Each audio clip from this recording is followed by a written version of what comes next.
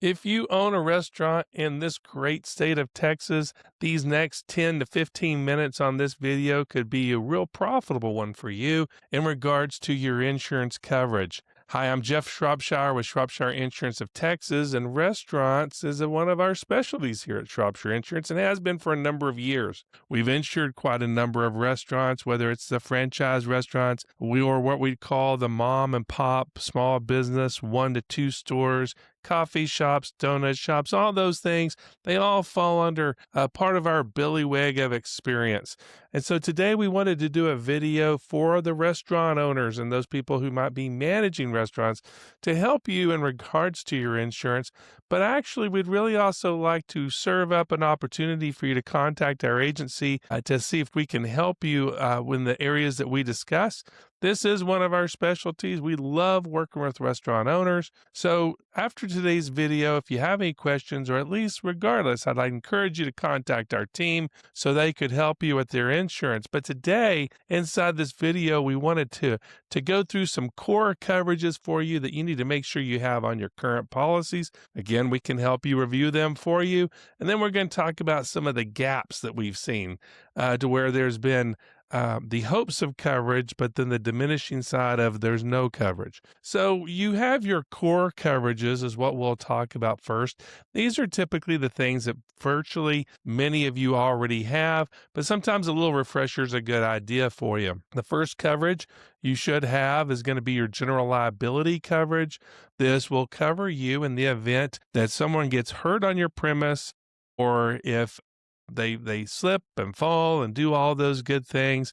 Sometimes they can claim that they ate something that broke off a tooth or something like that.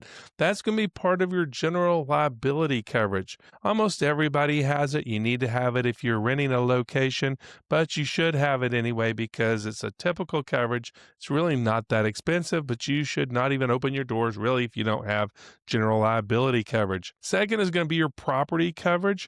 Now, some of you own your own building, so we're going to talk about the areas of covering and insuring the building, the structure itself. Some of you don't. Some of you rent your location, so you're not concerned about insuring the building unless it's maybe a triple net lease.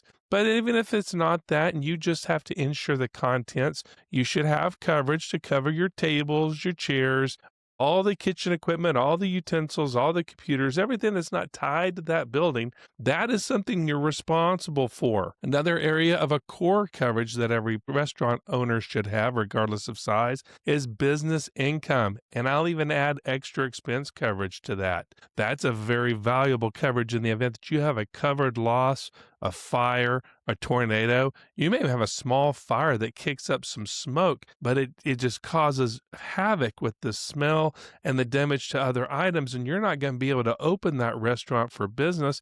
Guess what's going to happen with your restaurant when it's not open? That's right.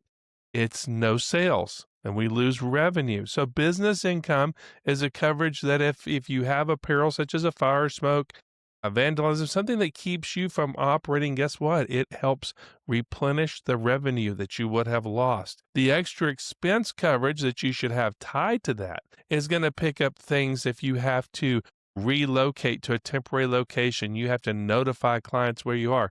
Big time coverage. So that's one of your core coverages. Another one is workers' compensation. I know in the state of Texas, workers' compensation is one of not required. We're one of the few states, but don't let that change your decision. It should be a core coverage for you because workers' compensation, it sounds like it's for the employee, even though it does give them benefits if they get hurt. Workers' compensation is an employer policy. This is the coverage that protects you if your employees get hurt. It helps mitigate some of the liability against you while at the same time taking care of medical bills and lost wages for employees who were hurt on the job. I consider it a core coverage for restaurant owners. Even in the state of Texas, where workers' compensation is not required. Another coverage that I think is a core coverage is employment practices liability. This is going to be a coverage that helps protect you in the event of wrongful termination, discrimination, or things such as sexual harassment when it comes to employees. It may not just be employee based.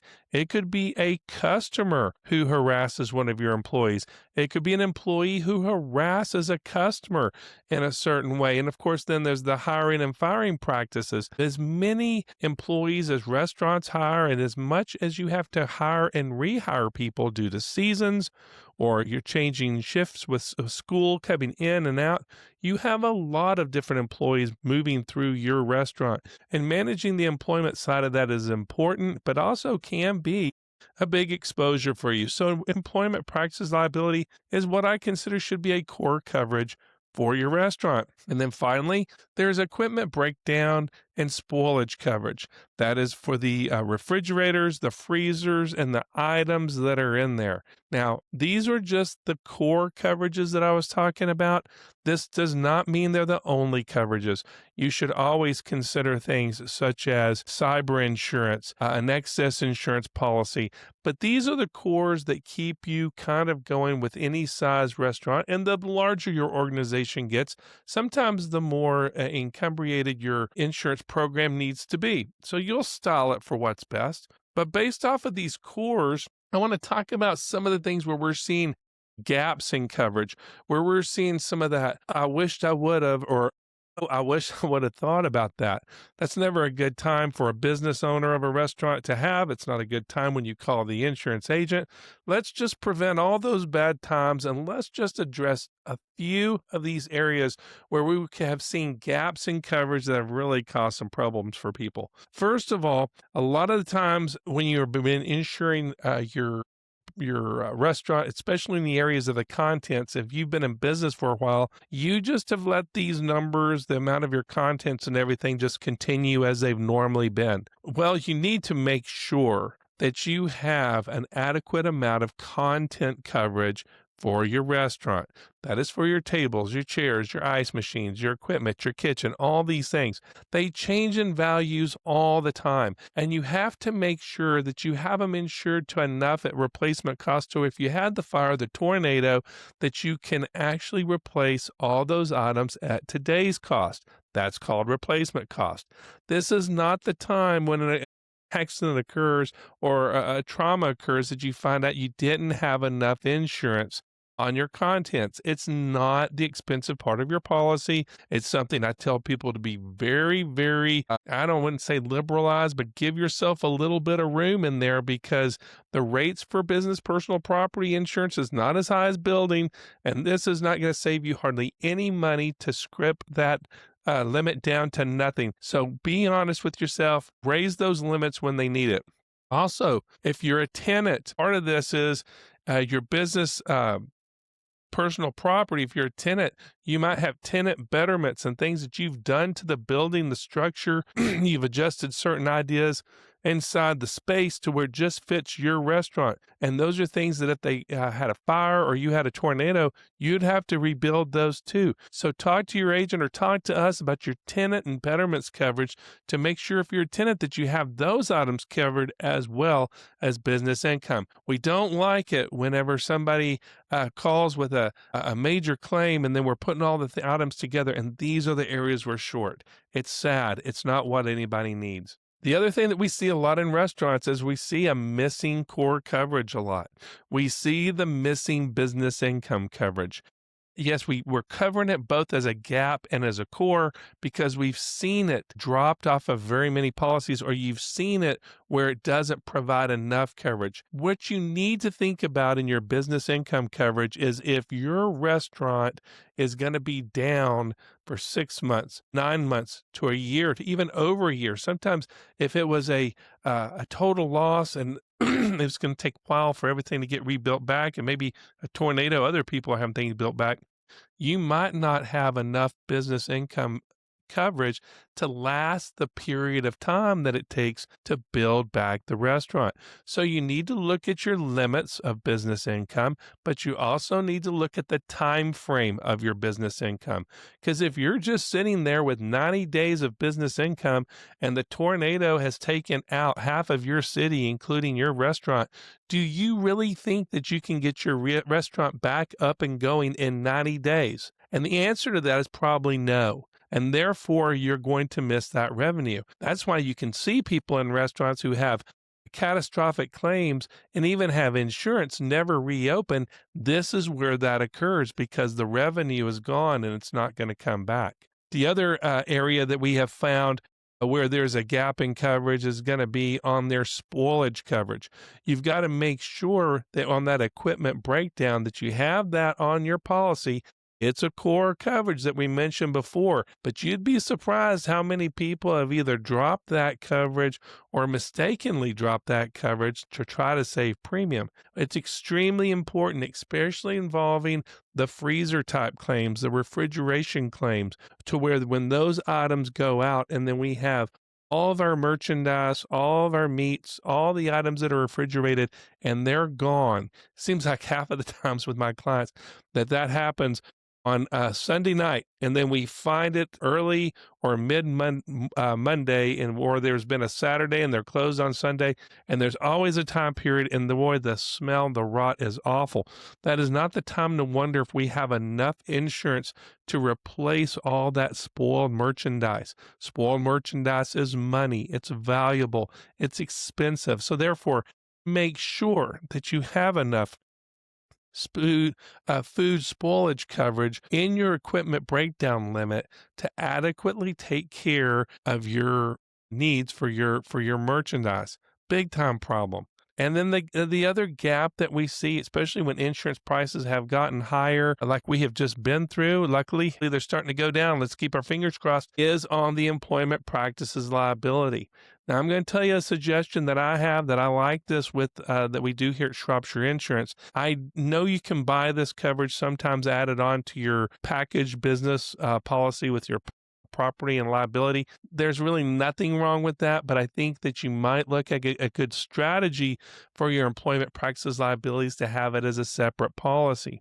Because what we have is when you have a lot of turnover, who is doing the hiring and who is doing the terminating in your business is sometimes and many times your supervisors. Well, have they been trained really on employment practice law, on what they can ask, what they can say, why they can terminate somebody, how they can terminate somebody? Are they just pulling from the hip and saying, I don't like you, I got to let you go? Or are they really been trained to make sure that they don't put your restaurant in jeopardy by maybe failing to uphold somebody's federal or state rights? Well, that could be a big problem because you could let somebody go because they weren't good at washing dishes. But guess what? They come back and say, I think you let me go because of one of these areas of discrimination that's against the law. So as soon as somebody makes that allegation and maybe an attorney contacts your restaurant, guess what? You're going to have to defend yourself.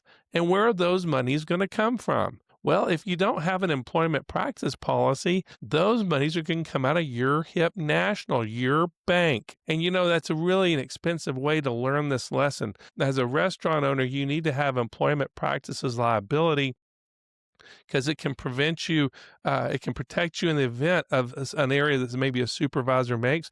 Maybe you have a patron in the restaurant who says some very inappropriate things to one of your wait staff or one of your helpers. Maybe then that person then turns around and they take it out on you, the employer. Do you have money to defend yourself on that? Do you have coverage for that? And the answer is you need to have employment practices liability.